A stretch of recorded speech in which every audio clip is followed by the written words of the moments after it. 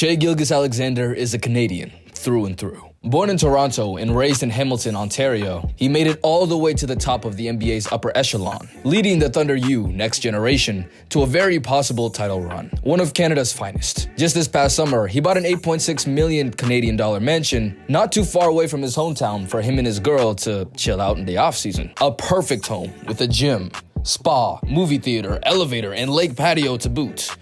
But what if I told you that just 2 days after moving into this new dream home, a mysterious figure appeared in their front yard, asking for a certain someone by the name of Aiden Pleterski? Who's that, you might ask? Shai and his girl definitely did, and as it turns out, creditors are trying to find tens of millions of dollars that have gone missing. Aiden Pleterski visibly beaten and apologizing for losing investors' money. I'm sorry, I really am. Yeah. What's up, y'all? I'm KipCom at 11, and the perfect way to ring in the new year. A crypto scam scandal. But anyways, 2024, more stuff is coming, so stay tuned. But where were we? Yeah, right. The crypto king, aka Aiden Pleterski, is a 24-year-old hotshot investor reaching his peak in 2021, taking advantage of the booming markets of cryptocurrency. Long story short, bro was able to make a bunch of money off the era of crypto hype, where he basically spent his birthday money on skyrocketing currencies like Bitcoin or Dogecoin or things like that. At the beginning of quarantine, he graduated from birthday money and started taking other people's money as well and investing it. At some point close to the end of 2020, his parents invested around $58,000 for him to invest in crypto. And that's when things really started kicking off. Aiden went from not just using money from family, but also friends, which eventually turned into something beyond. Strangers, acquaintances, affiliates like Mitchell Learning, a long-lost friend from Little League who saw all of these Instagram stories about his fancy cars and his trading and DM'd him, asking how to get in. Just a few months later, Mitchell gave Aiden $50,000. And by the way, these are all Canadian, but it's still a lot of money. Mitchell was then able to convince his dad's girlfriend, Diane Moore, to invest $60,000 into this scheme, money that she'd been saving for her grandchildren's education. She hasn't been able to get back $50,000 of that. And after that, Mitchell convinced a few more. Through this method of friends and family talking to their friends and family, Aiden's clientele list skyrocketed. He grew from about 6 to over 140 by the time it was all said and done. Yeah, a lot of people and a lot of money. By the time it was all said and done, investors gave Aiden over $41.5 million to invest in. The thing is, though, Aiden wasn't investing. Bank reports show that out of the $41.5 million that was given to him, he used just 1.6% of it in actual investing. The rest? Keeping up the image and living a lavish lifestyle. Out of the money he was given, he used 40% or $13.5 million to upkeep his lifestyle expenses, including over 11 sports cars, fancy watches, luxurious vacations, and big houses. Of course, he didn't tell the people he was giving money this. One of the investors, Sacha Singh, began giving money to Aiden in April of 2021. He was introduced to him by his business partner, a man by the name of Akil Haywood. Hang on to that name because it becomes important later. Over the course of about 9 months, Singh gave Aiden over $4.5 million, with the agreement that Aiden would make his money grow by about 10 to 20% every 2 weeks, and that Aiden would take 30% of the split. As of April 2022, Aiden had told Singh that out of that $4.5 million, he's made $23.4 million. This was standard for Aiden to do. He'd promised his investors 10 up to 20% growth with their money every 2 weeks, and would send them screenshots of that growth. Of course, none of it was true. Part of the agreement was that investors could request to withdraw their funds at any time. In February of 2022, Singh requested from Aiden $1 million. Aiden didn't respond. A few weeks later, Singh then again asked for $300,000. Again, no response. Another few weeks go by, and Singh at this point is trying to get out. He requests for $3.5 million. Aiden then gets back to him and says he can get his money in about 2 to 3 weeks. A week later, though, Akil sends Singh a statement of Aiden's account, where it says that Aiden has $135 million just sitting. A few months later in May, when he still hasn't been paid, Singh gets a screenshot of Aiden's bank account again, where it shows that he has 311 million Canadian dollars, and none of it was going to him. So at this point, Singh isn't getting any money. He invested $4.5 million and hasn't gotten anything back. This kid just has 311 sitting in the bank. What's going on? So we had a chat with the people that were storing Aiden's money. He showed them the screenshot and they looked into it. Surprise, surprise. He did not have $311 million in his bank account. Another month passes and Akil finds out that Aiden is trying to sell all 16 of his sports cars and moving his money into accounts in like other countries like Belize. I mean, I'm not a financial expert, but it seems like bro knew what was going on. He knew people were about to catch on and was trying not to get repoed. Obviously, Singh and Akil thought the same. About a week before this all happened, Singh had called Aiden and asked for $50,000 to let him know that his money was still safe, it was still intact. Aiden said, sure. And not only that, but I can get back to you about getting all your money back. Let's have lunch. Aiden then proceeded to cancel the lunch, and out of the $50,000 that Singh had asked him to send him, Aiden sent $10,000. He then stopped responding to Singh altogether. So now Singh goes ahead and files a lawsuit against Aiden, to which the court then files Aiden for bankruptcy, basically meaning that the court's gonna take almost all of Aiden's assets and give it back to the people who gave him money in the first place. In these proceedings, many investors came out early looking for payment, including Akil Haywood, who had put $740,000 in Aiden's scheme. He ended up being one of the 5 main investors to be investigators on the case. Aiden, as you'd expect, was uncooperative with the collection people, not responding to their texts, making it difficult, this, that, and the third. As of August 2022, out of the over $40 million that Aiden had been given, only $2 million was returned. Now, I'm not sure if more money's been doled out since then, I'm not sure what the rate was, but let's just say the money wasn't moving fast enough. At least to Akil Haywood's liking. Okay, I've been foreshadowing this dude like crazy. If y'all don't think, oh, he must have done something crazy, let me tell you. So, on the surface, Akil looks like a nice guy. He helped start up a charity in Ontario with Singh, who, by the way, was like in the music industry for 15 years. He even made like a Raptors hype song, something like that.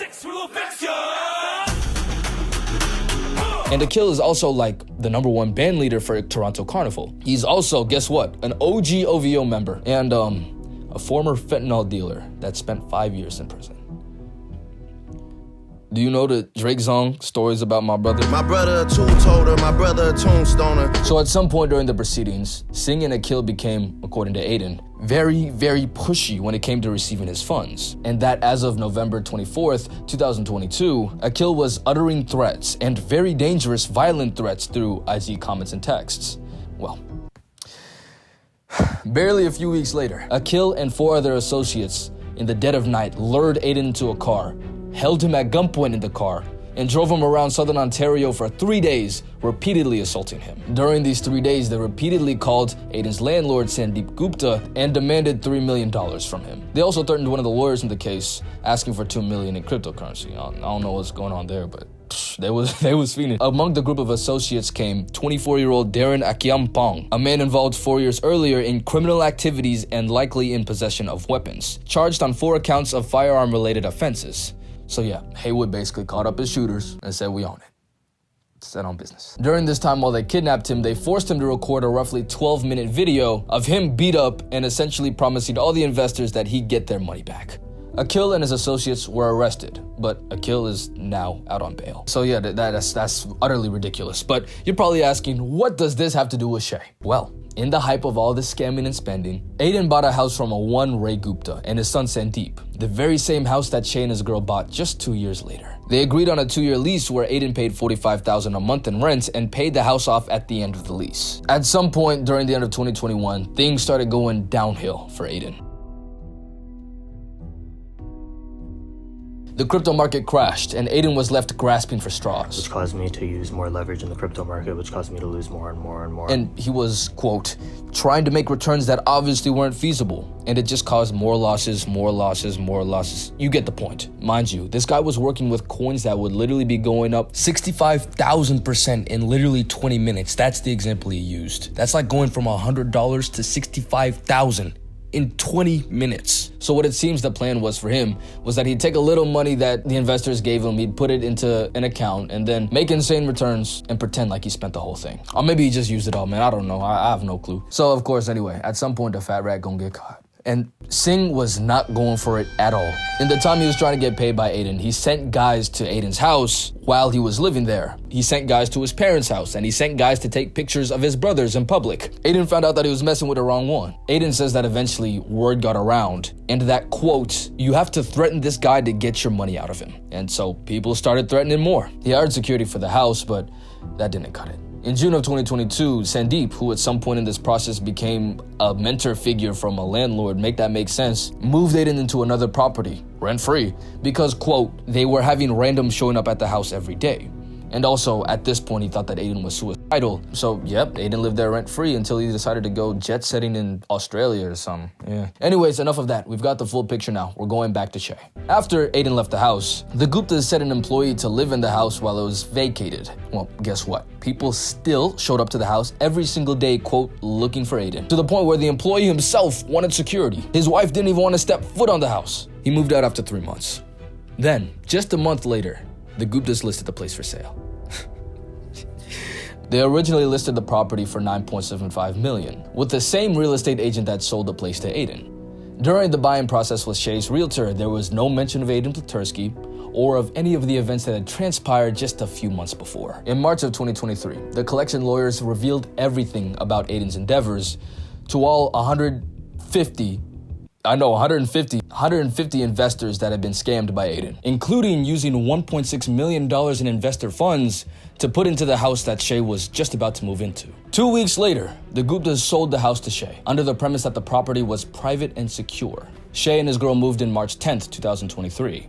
A week later, the stranger appears to the house, asking about Aiden. Shai and his girl, Haley Summers, say that they don't know who that is. The stranger then goes back to the car and waits. Shai is then forced to go out and tell the stranger to leave. And only then does he. This stranger, of course, was either an investor or someone that an investor hired to see what was going on at the property. Not very private, not very secure. Haley, after the whole ordeal, was understandably a little shook. She called the cops, and they told her there had been multiple break-in attempts at the property, but they couldn't say more. Though she panics, she calls someone else that she knows working in private security, and they tell her, yeah, there have been people threatening to burn down this house. As soon as Shai and Haley heard that, they were out of there. They turned on the jets. They moved out of their newly purchased dream home, never to return. Tough. So, of course, after all of this, Shai sued. He'd been finessed by the Guptas and wanted the money he put into the house back. Thing is, this type of thing had never happened before. You never had a buyer ask for their money back from the homeowner after they'd already bought the house. It's unheard of. Some random lawyer said that it's never happened in the history of Canadian law. But of course, this wasn't any normal case. See, this house hadn't sold for over a decade, and the times that it did, every single tenant moved out within 6 months. The Guptas bought the property in 2019 and renovated it, and sold it straight to Pleterski. Of course, any future homeowners knowing about that whole situation would never want to buy the house, so it would never sell again.